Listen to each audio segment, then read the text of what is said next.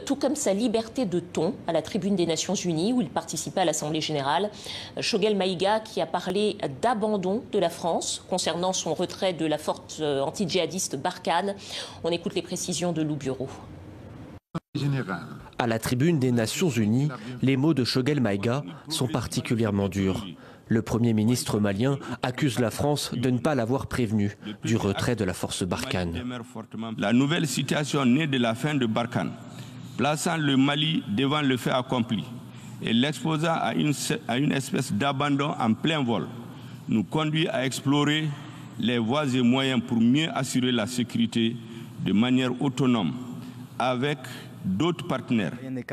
D'autres partenaires, en l'occurrence les mercenaires russes du groupe Wagner. Plusieurs sources affirment que les autorités maliennes ont bien pris contact avec la société paramilitaire à la réputation sulfureuse et dont beaucoup suspectent qu'elle agit en fait pour les intérêts de Moscou. La France a fait savoir qu'une telle alliance serait incompatible avec le maintien de ses troupes. Il y a quelques jours encore, la ministre des Armées Florence Parly réaffirmait que la fin de l'opération Barkhane ne signifiait pas un retrait militaire, mais une évolution du dispositif. La France reste déterminée à travailler avec les Maliens pour continuer cette lutte qui nous unit. Nous ne quittons pas le Mali.